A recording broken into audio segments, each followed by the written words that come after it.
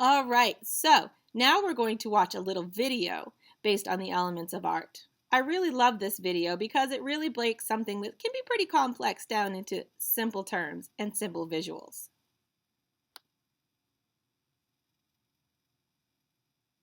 Writing's not that easy, but Grammarly can help. This sentence is grammatically correct.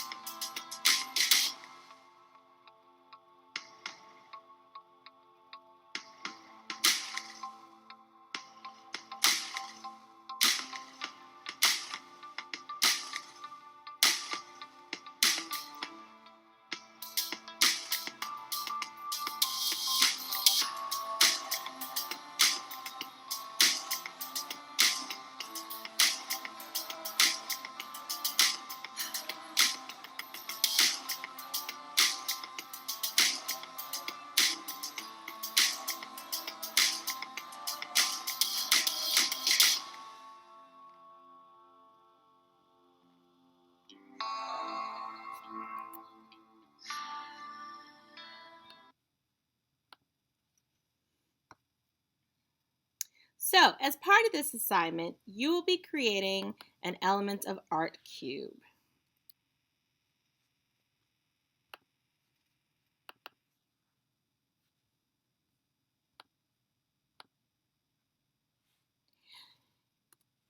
You are going to illustrate each element of art on a cube-shaped canvas. Line, shape, texture, value, color, and space. You're not going to depict form because the cube's the form. So you're going to trace the cube pattern onto your drawing paper.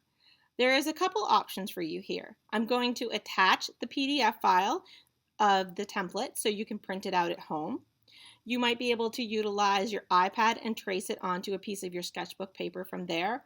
Or I'm going to attach a video, a YouTube tutorial on how to fold a box out of a piece of paper. If none of these options are working for you, please just let me know and I can pop a template in the mail. Once you have that all done, you're going to label each of the elements of art on the box and you're going to design your cube. Remember, you must illustrate each element of art in a creative way.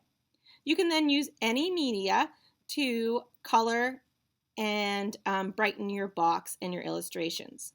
You're then going to cut out and assemble your cube. You'll then take pictures of your cube to submit as your completed part of this project. So here's an example of a cube in the design process. Here's another example of a cube in the design process. Here is an example of a completed cube. The ladybug on top is depicting shape.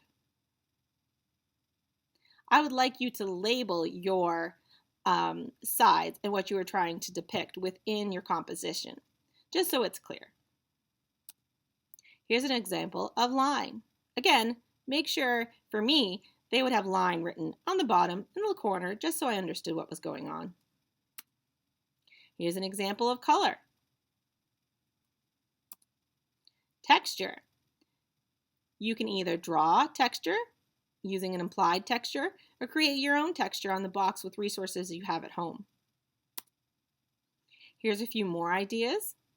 One student utilized photographs. It might be a little tricky for you guys because you'd have to print everything out. But if you have those resources, please feel free. Here's an example of texture again. They utilize both implied and real texture. And here's an example of the display. We'll be putting ours out front in the display case.